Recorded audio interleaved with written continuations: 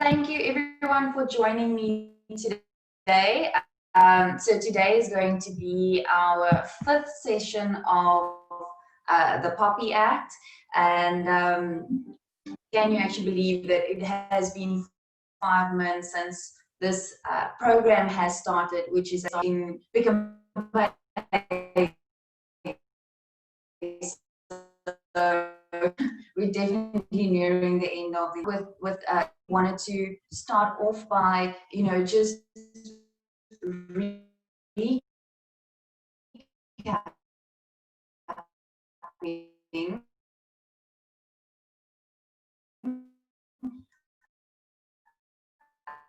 uh,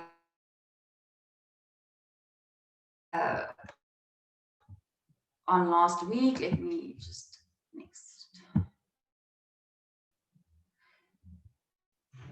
Okay, so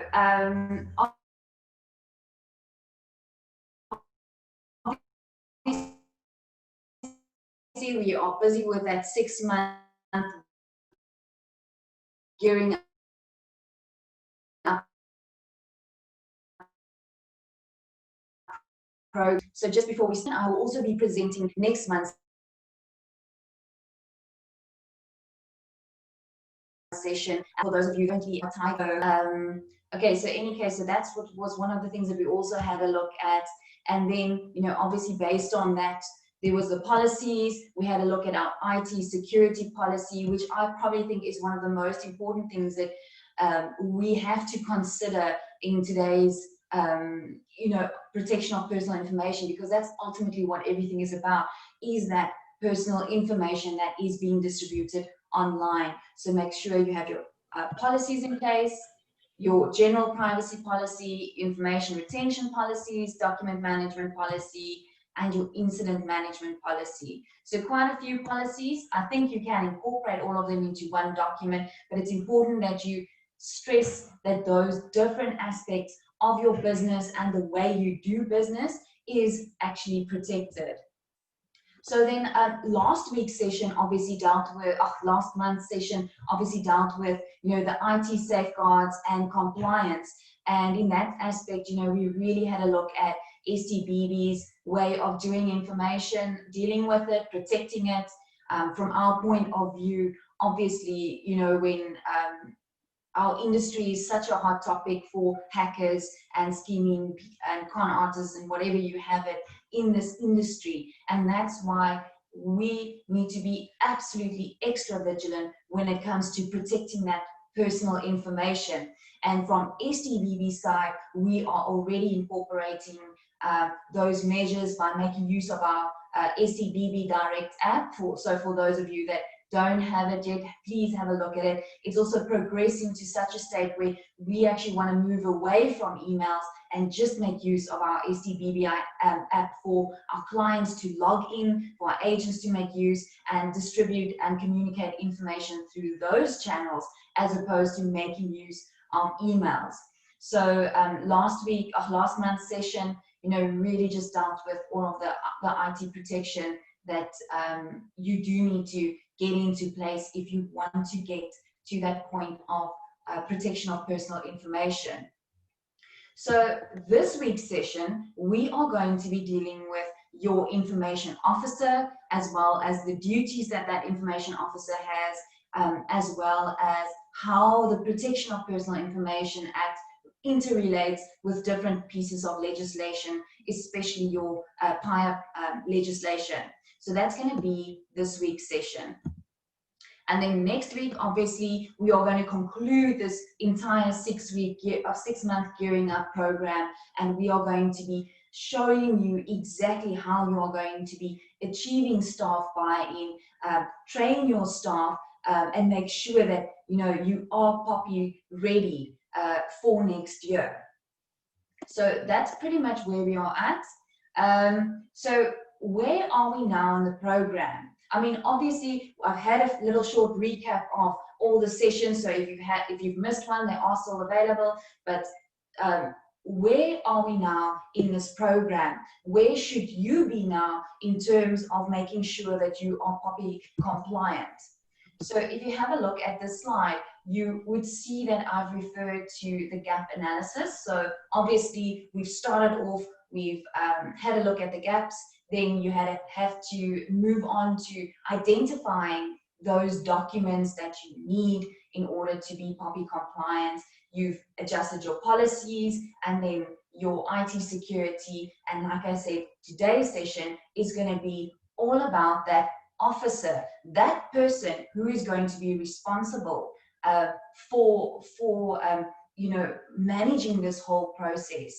And one thing that I do actually want to emphasize in this aspect is the fact that I think that compliance isn't just a once-off thing. Now you are compliant. It is actually a process that you start. It's like a compliance journey, and I don't think it ever ends, because as soon as one thing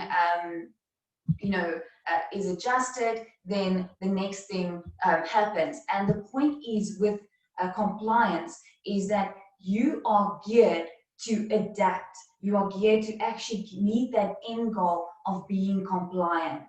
Okay, so firstly, just before we really dive into today's session, I just wanted to run a poll. I just want to see, more or less who is on today's session. So Alani is going to run that poll for us now.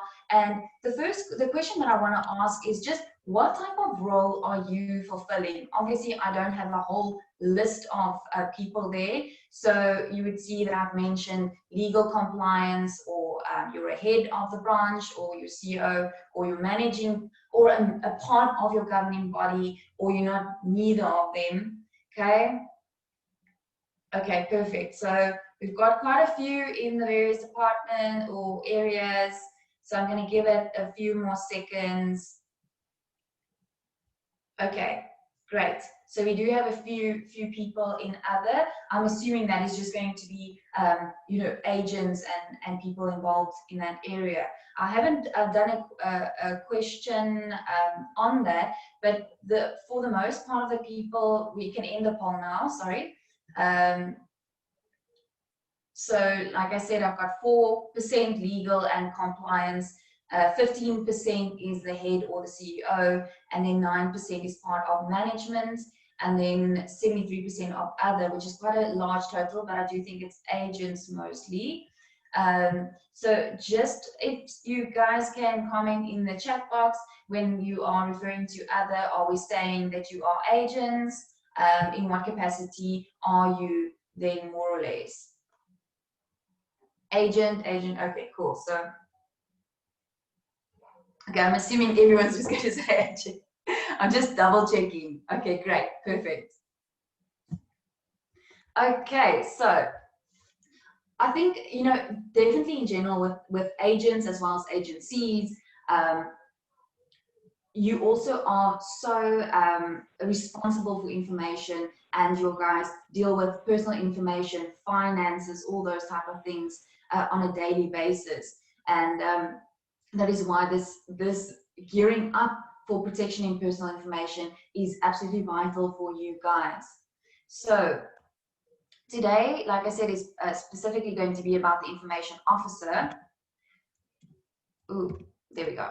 So who is your information officer going to be? So that is the big question when it comes to any compliance or aspect. You would have known with your figure compliance that it's all about having that one person that needs to be accountable and responsible for taking certain actions and making certain decisions. So the main question of today's session is, who is your information officer going to be? And that's what we're really going to be looking at today. Now, firstly, when you talk about the POPI Act, it actually refers to a default appointment. So that means that basically a default appointment that the Act has decided that each and every organization will have an information officer. So it's not a matter of, oh, I would like to be one, or this organization thinks they want to have one or not have one. It's really not a matter of whether you want one or not, you automatically have one. So there is automatically a default appointment of an information officer. So if you don't appoint someone to the contrary, that default information officer is going to be your head of the department. It is going to be the CEO or whoever is at the top of the organization, the director. That is going to be your information officer by default. And like I said, it's really not something about whether you want to be appointed or not, you automatically are appointed, which means that it is exceptionally important to understand exactly what are those duties, what are those responsibilities, and that you have the actual structure within your environment to delegate that responsibilities to the relevant person. Okay, so if we have a look at the actual duties of the information officer, because I mean, obviously you would like to know, okay, well, what am I supposed to be doing? What is an information officer? What is my responsibility? And also, obviously, if you want to appoint someone as a designated information officer, then you also need to be sure about, listen, what are those duties that I am or that has been ascribed to the information officer. So if we have a look at Section 55 of the POPI Act, and you'll see there that the duties of the information officer or the IO is really to encourage compliance with lawful processing of personal information. Now, again, these duties I've really just taken from this section as well as the regulations, and this is basically a summary of exactly what this information officer has to do or is responsible. The key word in that first one is encourage compliance. So as you can see, it is clearly the intention that, you know, it is not necessarily a black and white scenario. Okay, obviously you always have that, but like I started off the session, it is a journey to encourage compliance throughout your industry or your organization, from the starting point of getting that information until the end, when you actually, you know, have to start retaining that information and keeping it safe. So that's the first responsibility. Secondly, deal with requests made pursuant to the POPI Act. So these questions or requests might obviously, you know, interlink with your PIA Act, and I'm going to get to PIA a bit later. But it's about, you know, how is the information being dealt with, your requests that you might get internally as well as externally from your clients, about how you deal with information. Work with the regulator in terms of investigations, ensure compliance with the body, by the body with POPI. Now, again, what is important is that it's ensure compliance by the body. So that responsible party needs to be compliant with POPI. So the job of that IO is to really make sure that that responsible party is actually compliant with POPI. Then develop, implement, and monitor a compliance structure. And I'm going to also touch on this a bit later. But it is important that it's not just a, like I said, a once-off compliance function. It is actually an ongoing development and implementation of structures within a organization. So then POPI readiness assessments are done. Develop, monitor, maintain, and make available a PIA manual. So remember, with agencies, you don't need a PIA manual, you are exempt. But in general, the duty of an information officer would be to make sure that you are also meeting the requirements of the PIA Act. Then develop internal measures and adequate systems to process requests for access to information, and ensure that internal training is conducted. So there you can see, it's like, this is really just a summary, but it is actually a whole job in itself for that information officer to attend to. It's not just a matter of a one-time function that you are going to fulfill and now everything is done and we are moving on. It's really a developmental type role and an ongoing function within an industry or within an organization, I mean. So getting to the next part. Now, you would have noticed that I've mentioned a few times the PIA. Now, remember, PIA refers to the promotion of access of information. So that really, has the effect of, and as you can hear from the wording, that PIA actually promotes access to information. And then you've got on the other side, POPI, which really prevents the obtaining of information or, just protecting that information. So you kind of have the scope of two different acts, both being our South African informational laws, if you can put it like that. So in other words, we've got two sets of legislation, which sounds very different because the one promotes information and access to information and the other one protects it. But ultimately, what both these laws try to do, and you shouldn't see it as like yin and yang or something completely different or opposing structures. What they are actually both about is the fact that when it comes to information, obviously the public has the right to certain pieces of information, and you want to deal with that information in a certain light. You want to have access to that information, and also, there needs to be transparency with information.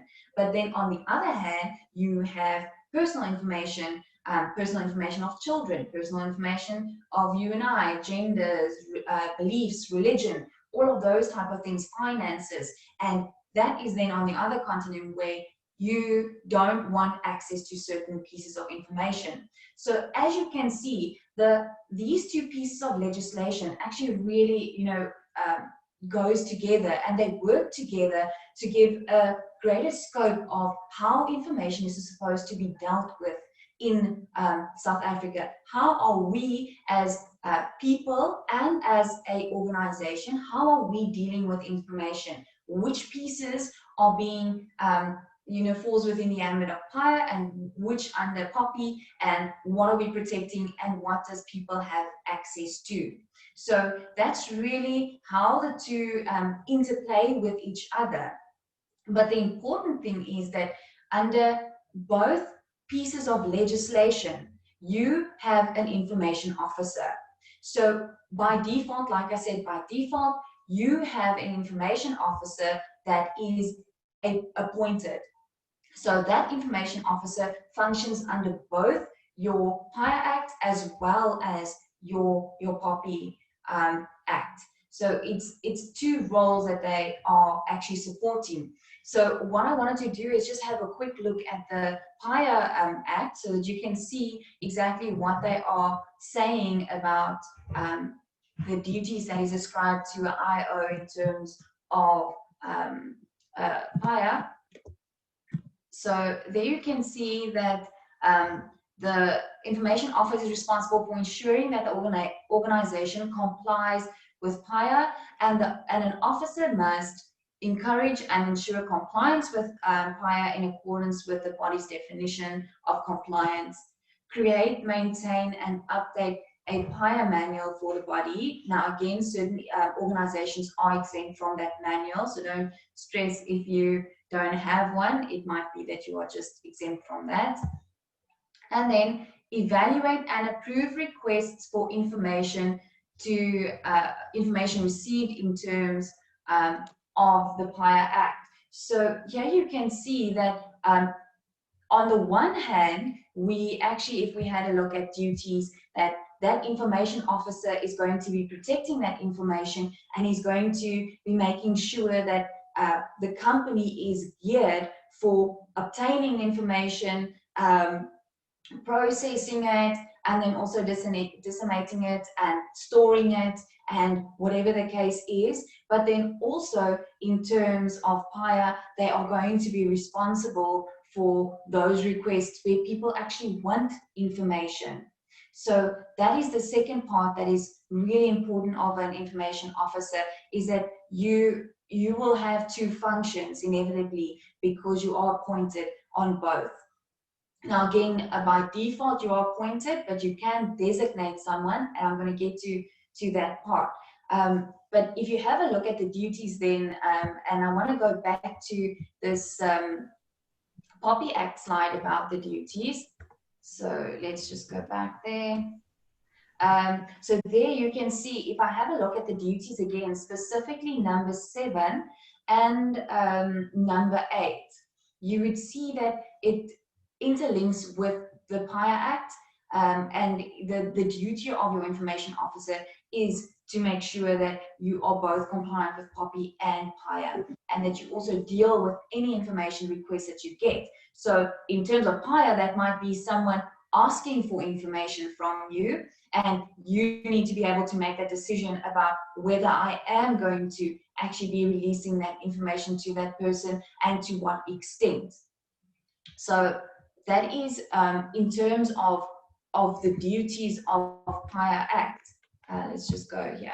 So, you know, before I actually share this slide, I wanted to just chat about the future of this, because, you know, I think that at the moment, you know, it's very new and everyone's just trying to get a grip on what they are supposed to be doing and where everything fits in. And I also think that everyone's still a bit under a bit of bomb shock, because we also had the huge FICA, you know, FICA amendments that's also taken place, and adjustment of that risk-based policy. And now we are integrating POPI, which is also going to be something that your organization needs to do. And the problem with that is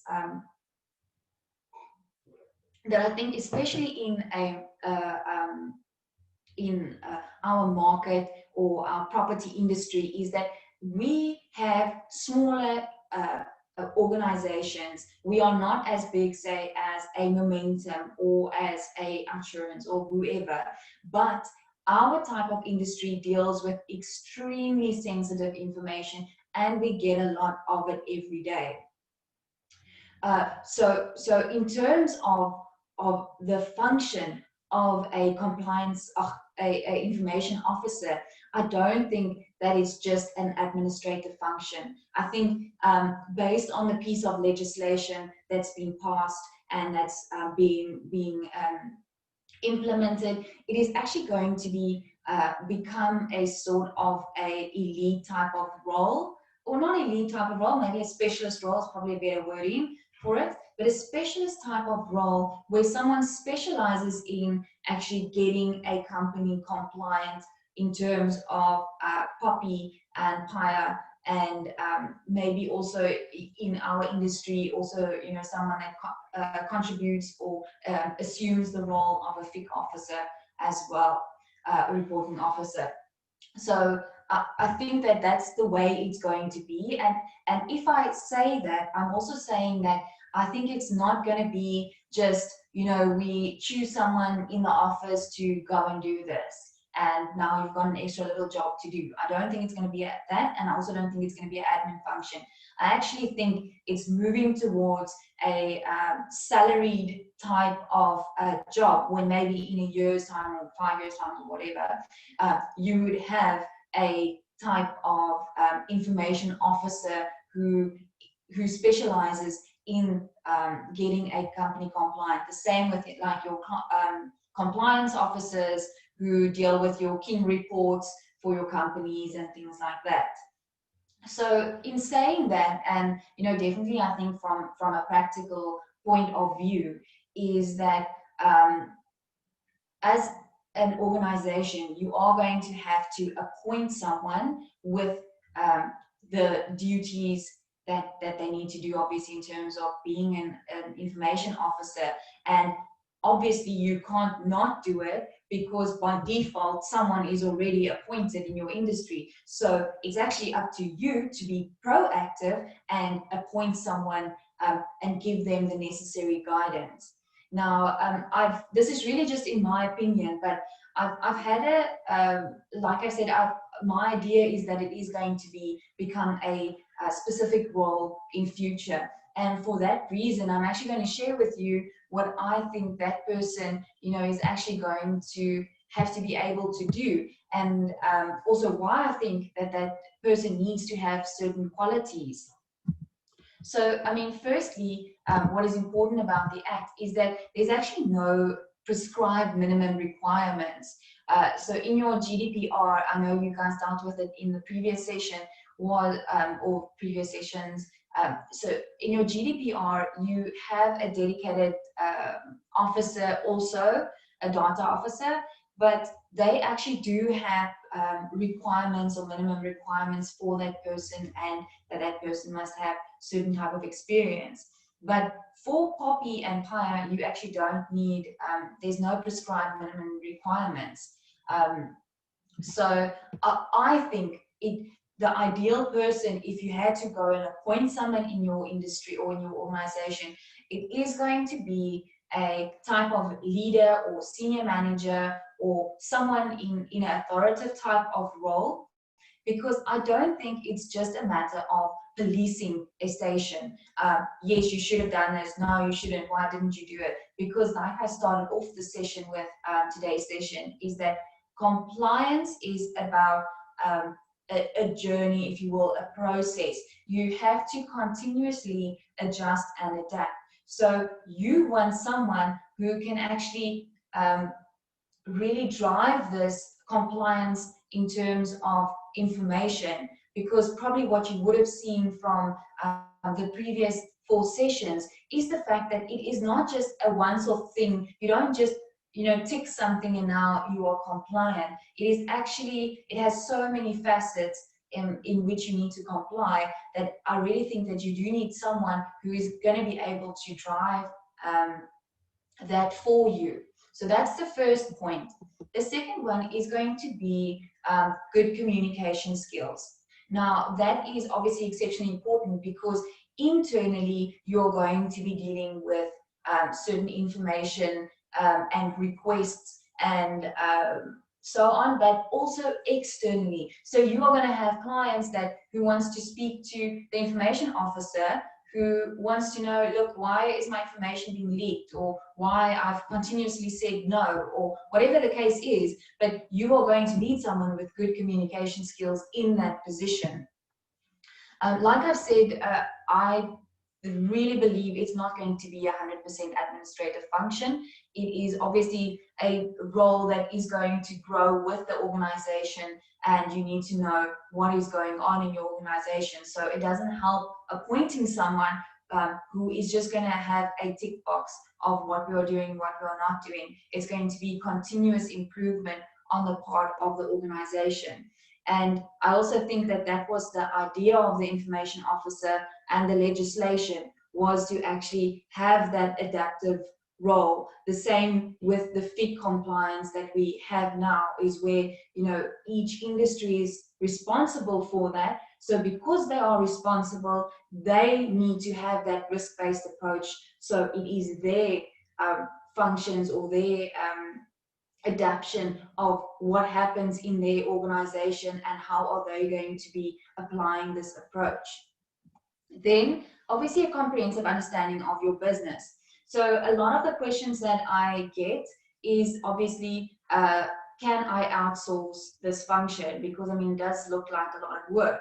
So yes, in theory you can outsource it, but I still believe that it is actually best to be kept in-house. And I think especially for smaller agencies and smaller organizations, it needs to be kept in-house, because you need to understand the fact that, and specifically in our industry, where an agent is uploading things to Property 24, getting information from Lightstone, contacting Mr. Seller and Mr. Buyer, processing that information, and then ultimately making the sale, and then working with your attorney, your mortgage originator, everything. So it's really not going to help to just get some random person from outside. I would suggest that if you do have an information officer that you can appoint in your organization, that is really the route that you take, because that is going to make you gear you up for being compliant in terms of POPI. So the last one that I've mentioned there is technology know-how.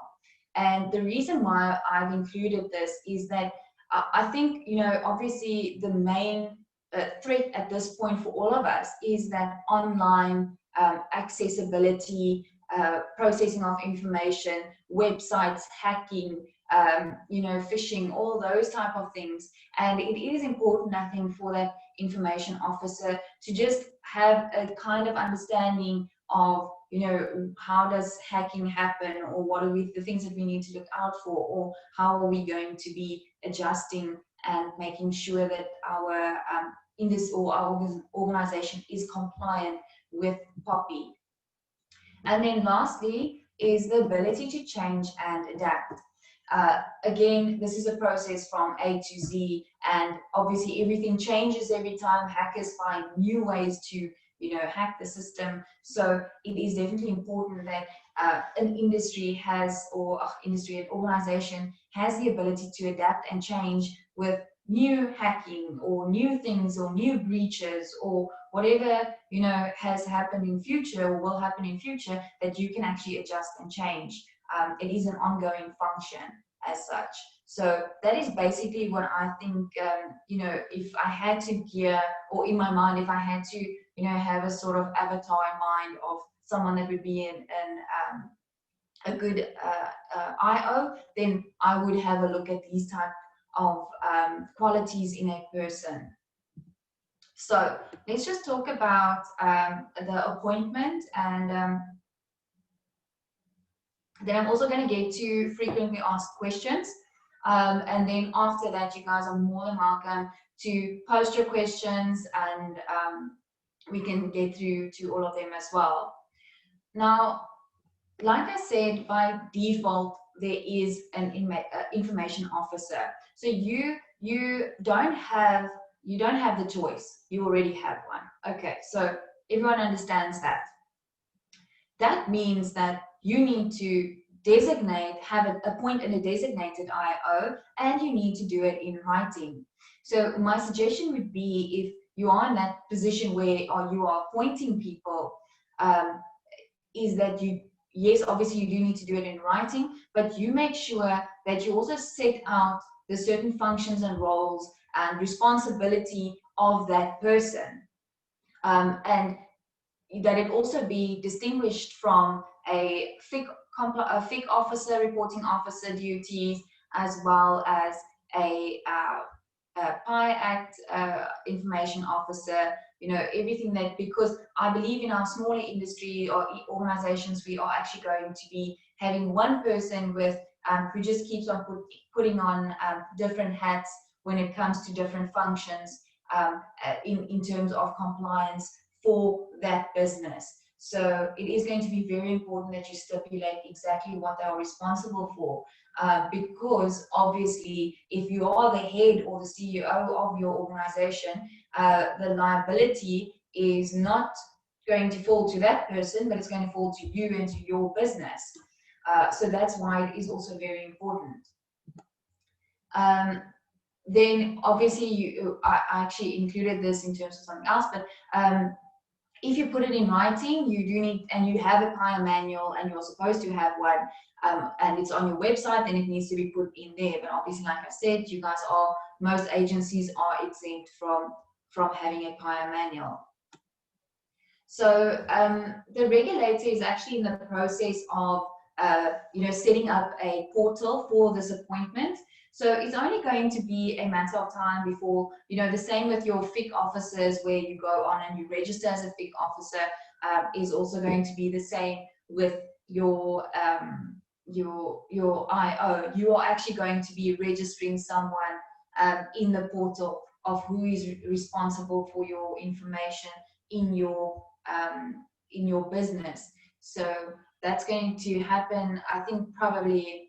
They've mentioned it in the regulations, so it's probably going to happen during the course of next year as well. So the other thing is that obviously if you're appointing someone, I would suggest that you know, that person has the authority and the tools to actually do what they need to do.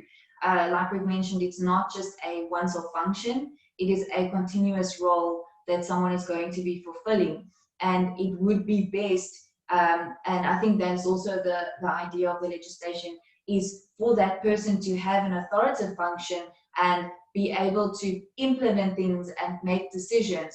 And that also brings me back to the point that I've mentioned, saying that I don't think it's just an administrative role. I think it's moved into you know, someone actually taking charge of this position in your organization. But then similarly also that you have the tools to be able to you know, meet the requirements of protecting that information.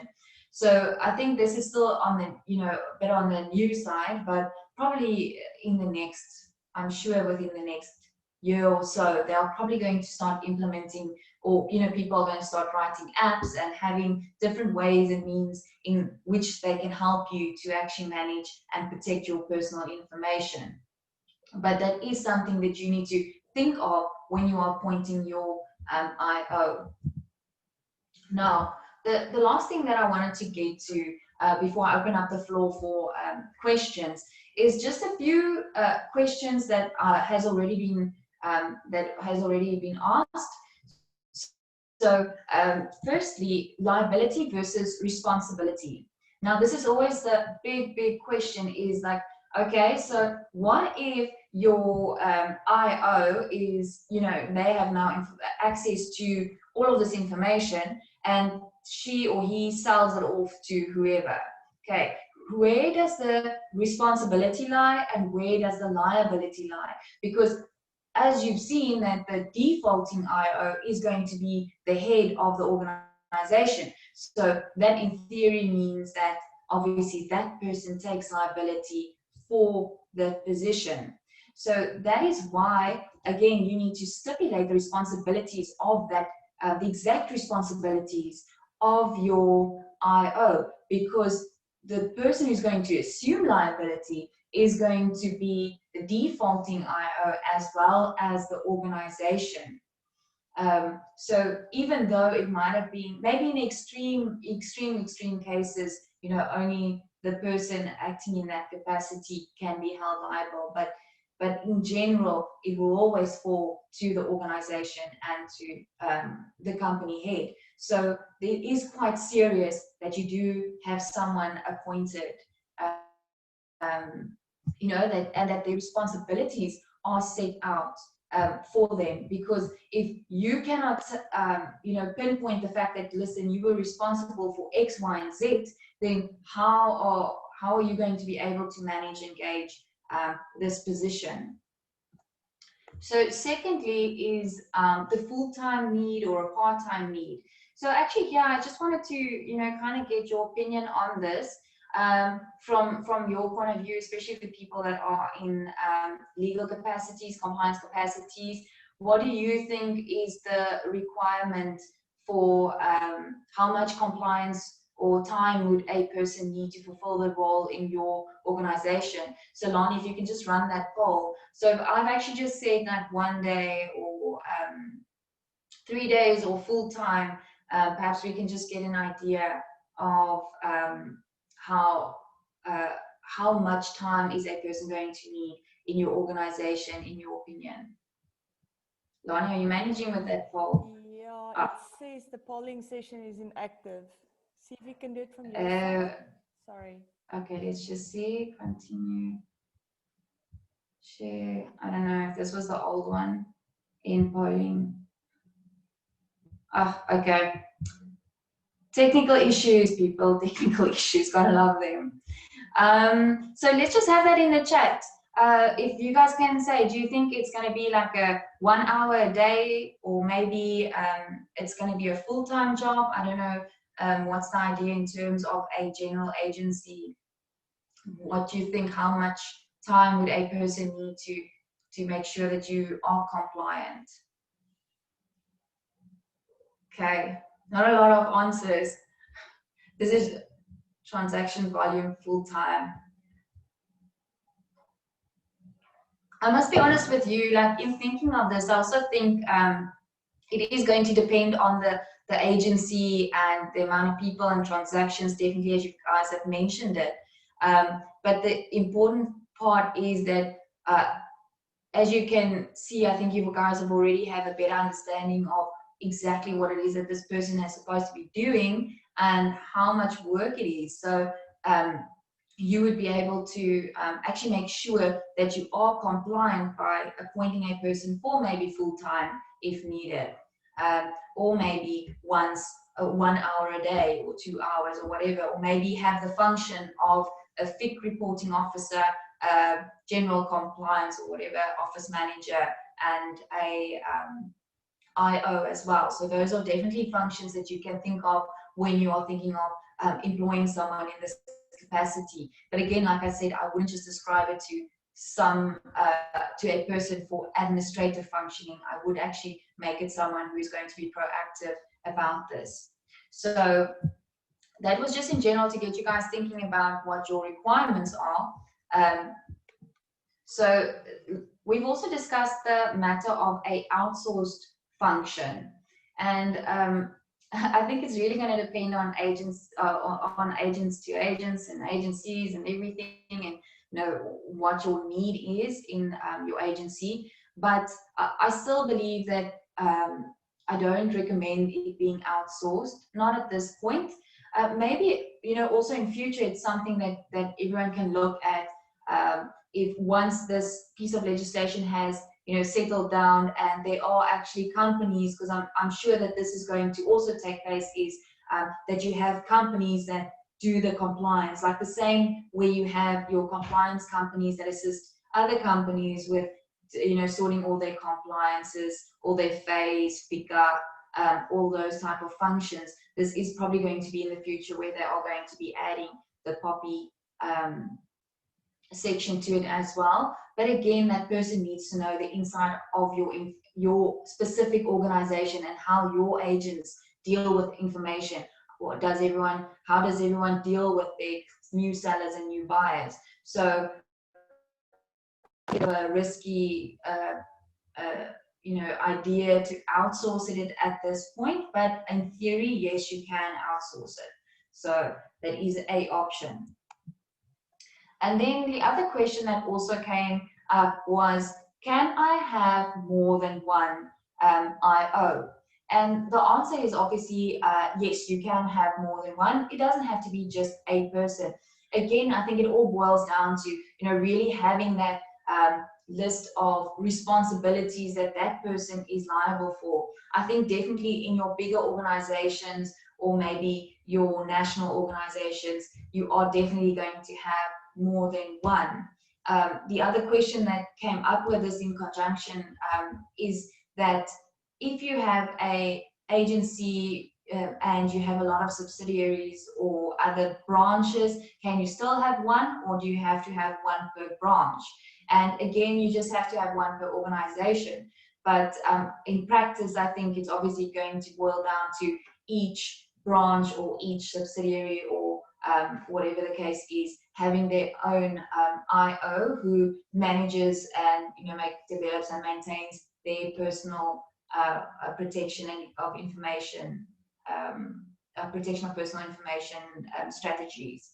So that was one of the questions. So just before we start with the questions, who is your information officer going to be?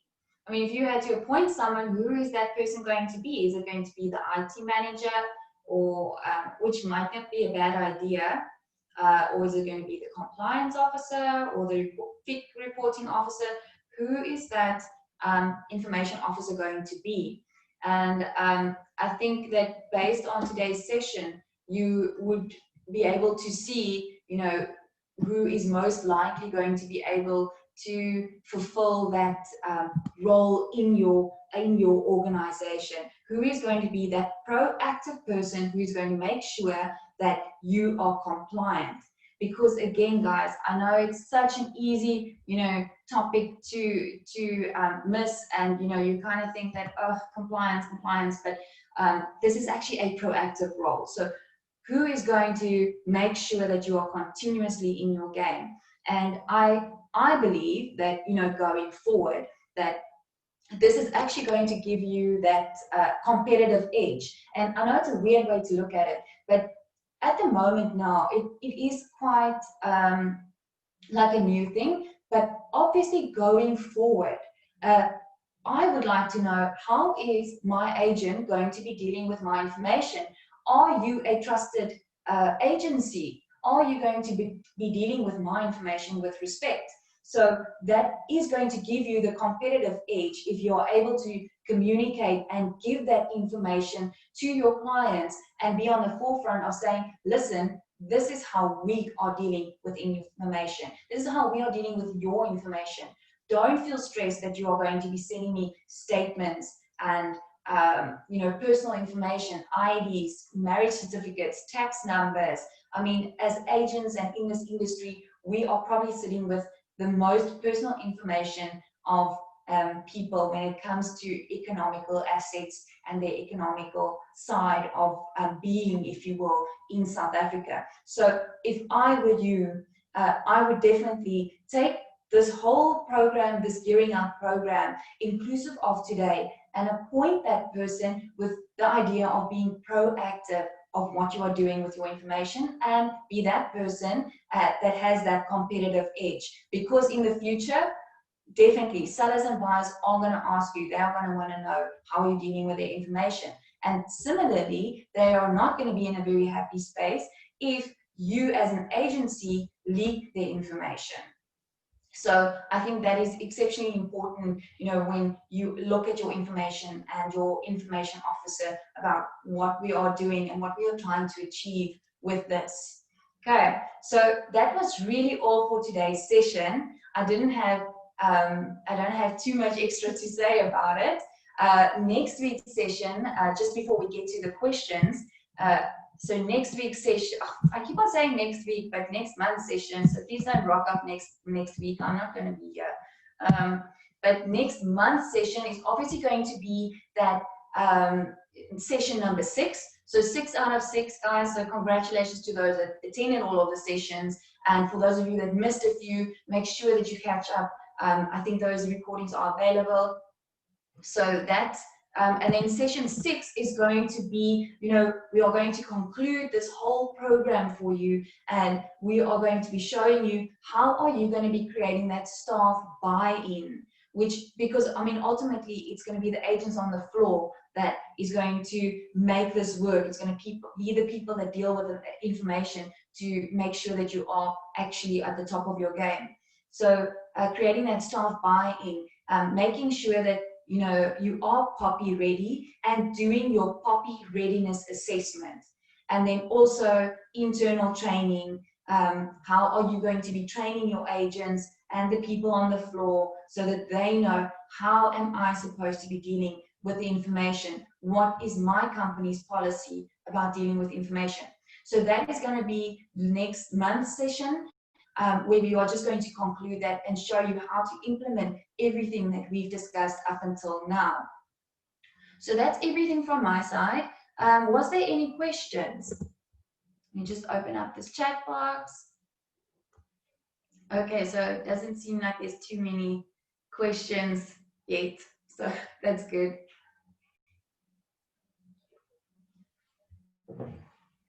Okay, no questions. I actually did have for those of you that are interested in the salary structures, so I actually had a question just about the salary, guidance of this information officer, which I think is going to become a bit of a tricky situation, because obviously you need to gauge where that person is on seniority level. So maybe also, think of those type of challenges that you also might have. If you're going to give someone extra responsibility, then you're also going to have to adjust in certain other aspects as well.